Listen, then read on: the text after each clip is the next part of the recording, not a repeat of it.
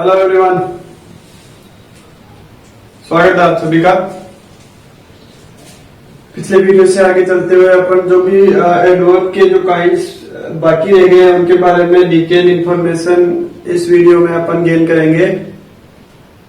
तो वीडियो को शुरू करने से पहले आप जो है वो सब्सक्राइब कर लीजिए, शेयर कर दीजिए एक बार, और लाइक और कमेंट एज योर विश, जैसा आप करना चाहें, जैसा आपको वीडियो लगे उसी के अकॉर्डिंग करें। ठीक है, तो चलिए शुरू करते हैं एडवर्ब्स का नेक्स्ट काइंड, जिसको अपन इंट्रोगेटिव एडवर्ब कहते हैं। अब इंट्रोगेटिव वर्ड से ही हमें ये समझ में आता है कि वो जो एडवर्ब होगा वो कैसा होगा, प्रश्नवाचक होगा। प्रश्नवाचक होगा इसका मतलब वो कोई ना कोई क्वेश्चन जो है वो आस्क कर रहा होगा, प्रश्न पूछ रहा होगा। तो इसमें इन एडवर्ब्स में ऐसे वर्ड आएंगे जो जनरली अपन क्या करते हैं, जिनका यूज हम क्वेश्चन पूछने के लिए करते हैं। और ज्यादा यदि हमें समझना हो तो adverbs which are used for ask questions, ऐसी एडवर्ब्स जिनका उपयोग प्रश्न पूछने के लिए किया जाता है, आर कॉल्ड इंट्रोगेटिव एडवर्ब्स। वो प्रश्नवाचक क्रिया विशेषण कहलाते हैं। थोड़ा सा आपको ये समझना है, ये जो लिखा हुआ है उसको, ये लिखा हुआ है interrogative adverbs of time, interrogative adverbs of place, interrogative adverbs of number, interrogative adverbs of manner, interrogative adverbs of quantity and interrogative adverbs of reason. अब ये सारी चीजें जो है वो हम मतलब time, place, adverb of time, adverb of place, adverb of number, adverb of manner, adverb of quantity, adverb of reason पढ़ चुके हैं। तो ये दोबारा क्यों रिपीट हो रही है? इनमें और जो हमने पहले पढ़ा है उसमें डिफरेंस क्या है? डिफरेंस ये है देवी और सज्जनों, जो हमने अभी तक, जैसे हमने सबसे पहले पढ़ा था एडवर्ब ऑफ टाइम, इसको भूल जाइए। इंट्रोगेटिव को वर्ड को आप एक बार फॉरगेट कीजिए और आप केवल इस पे फोकस कीजिए, एडवर्ब ऑफ टाइम पे। ये हमने पहले पढ़ा था, फर्स्ट पार्ट ही पढ़ा था इसका, टाइप पढ़ा था या काइंड पढ़ा था एडवर्ब्स का। तो उसमें हमने ये पढ़ा कि ऐसे वर्ड जो व्हेन का आंसर देते हो, मतलब कब का आंसर देते हो। तो इसका मतलब एडवर्ब ऑफ टाइम कौन से वर्ड हुए जो व्हेन के आंसर में लिखे जाते हैं, उत्तर में जो लिखे जाते हैं, वो जो है वो एडवर्ब ऑफ टाइम कहलाते हैं। अब ये जो इंट्रोगेटिव एडवर्ब ऑफ टाइम क्या है, ये वो शब्द है जो क्वेश्चन पूछ रहा है। दोनों में डिफरेंस क्या है? Adverb of time, only adverb of time जो है वो तो वो वर्ड होता है जो आंसर में लिखा जाता है, और ये जो है इंट्रोगेटिव एडवर्ब ऑफ टाइम जो है वो ऐसे वर्ड होते हैं जो प्रश्न पूछने के लिए हम यूज करते हैं। ठीक है, तो पहला जो इसका पार्ट है adverb, interrogative adverb of time, उसमें व्हेन होता है, हाउ लॉन्ग होता है, हाउ अर्ली होता है, हाउ सून होता है, मतलब समय को इंडिकेट करने वाले इंट्रोगेटिव वर्ड्स होते हैं जो हमें आंसर में समय बताएंगे। ठीक है, फिर उसके बाद में प्लेस में अपन जानते हैं कि वेयर का आंसर प्लेस होता है, मतलब स्थान का नाम होता है, तो वेयर हो गया। नंबर के अंदर हाउ मेनी और हाउ ऑफन हो गया। मैनर के अंदर हाउ हो गया। क्वांटिटी के अंदर हाउ मच और हाउ फार हो गया। और रीजन के अंदर वन एंड ओनली वाई हो गया। तो यदि वाई का आंसर में जो हम वर्ड लिख रहे हैं वो तो एडवर्ब ऑफ रीजन, और यदि उस सेंटेंस में वाई है, मतलब सेंटेंस इंट्रोगेटिव है और उसमें वाई है, तो वो वाई जो है वो क्या होगा? Interrogative adverbs of reason. ठीक है, तो ये इनकी मतलब डिटेल हो गई कि कौन सा इंट्रोगेटिव वर्ड को किस प्रकार की इंट्रोगेटिव एडवर्ब कहलाता है। अब एग्जांपल्स के थ्रू समझते हैं। पहला एग्जांपल है when will you go to Delhi. अब ये इस सेंटेंस में दिल्ली जो है, सॉरी व्हेन जो है वो इंट्रोगेटिव एडवर्ब ऑफ टाइम कहलाता है, या आप इसको जनरली इंट्रोगेटिव एडवर्ब भी कह सकते हैं। अब वो जो एडवर्ब ऑफ टाइम होगा वो क्या होगा? इस क्वेश्चन का जब हम आंसर लिखेंगे, इस क्वेश्चन का हम आंसर लिखेंगे,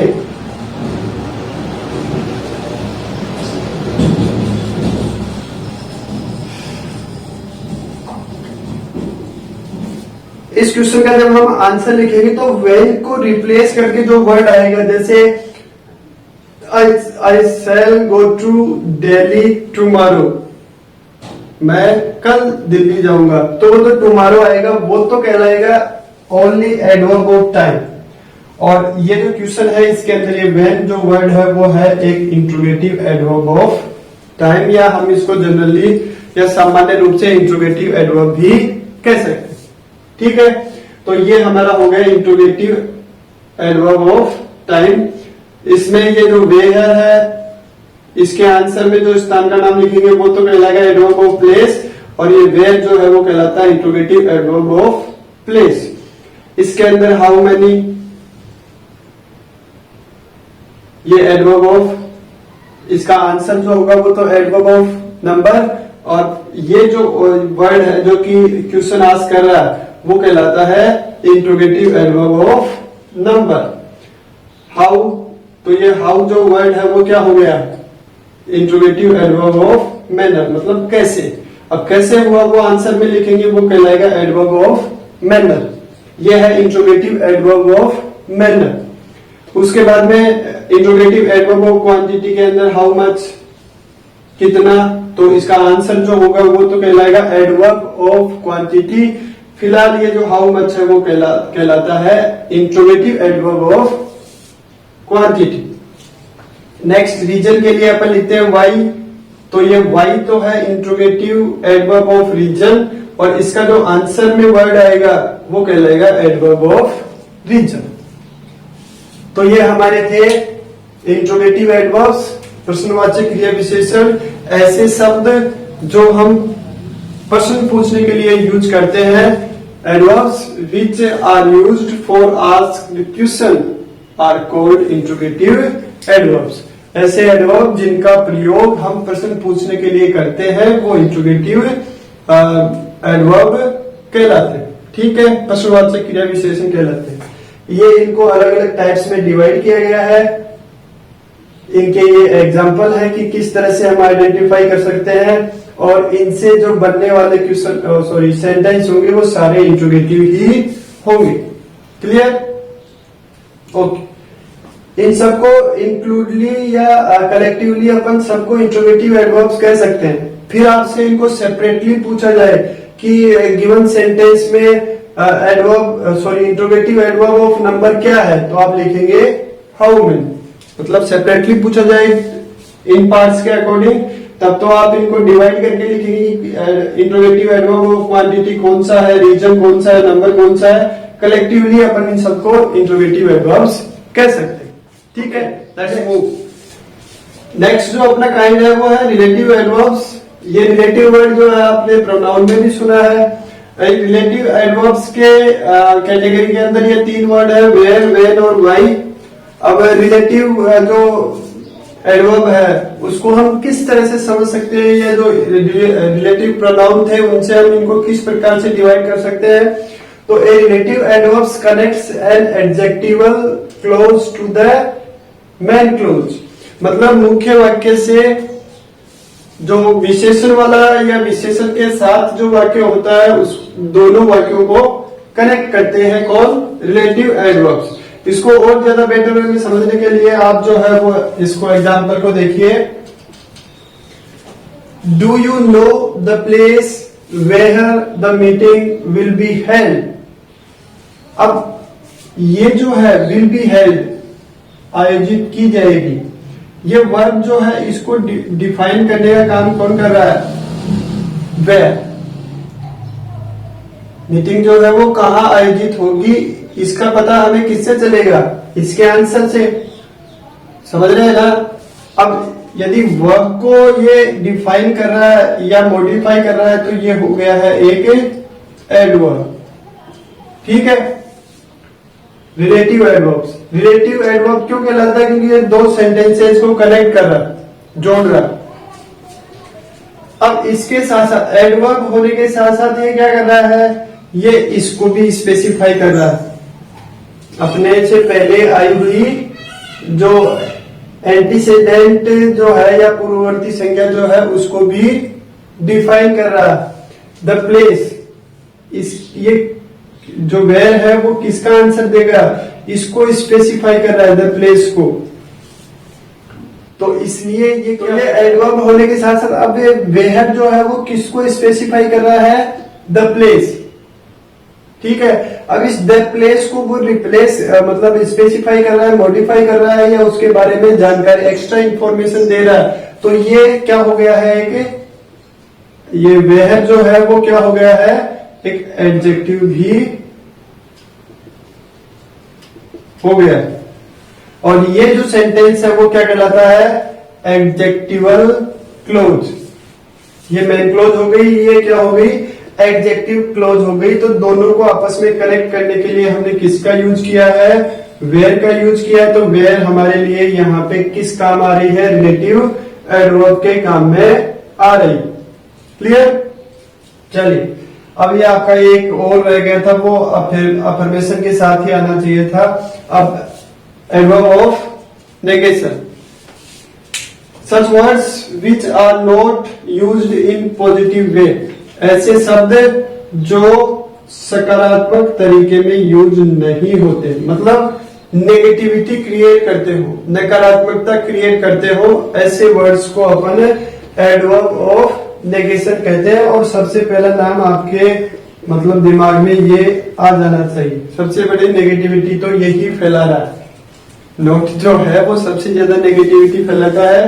तो ये तो है ही है एडवर्ब ऑफ नेगेशन। उसके साथ साथ कुछ मैंने यहाँ पे और वर्ड लिखे, जैसे नो है, नेवर है, हार्डली है, रेयरली है, नथिंग, नोवेयर और इनवैलिडली। ये कुछ ऐसे वर्ड है जिनको हम एडवर्ब ऑफ नेगेशन कह सकते हैं, जो नेगेटिविटी क्रिएट करते हो या नेगेटिविटी हमें बताते हो कि इस सेंटेंस में कोई भी पॉजिटिव वे में सेंस नहीं निकल रहा है, नेगेटिव वे में सेंस निकल रहा है। तो ऐसे वर्ड्स को अपन एडवर्ब ऑफ नेगेशन कहते हैं। एग्जाम्पल है आपके पास में,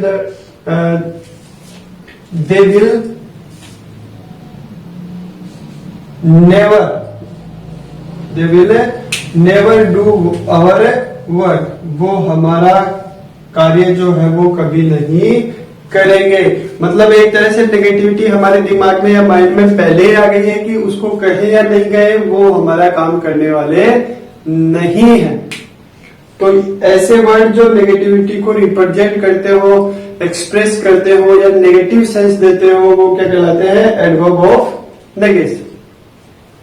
ओके फाइन, तो आज के लिए सफिशिएंट है। हमारा जो एडवर्ब वाला जो टॉपिक था वो भी आज एंड है।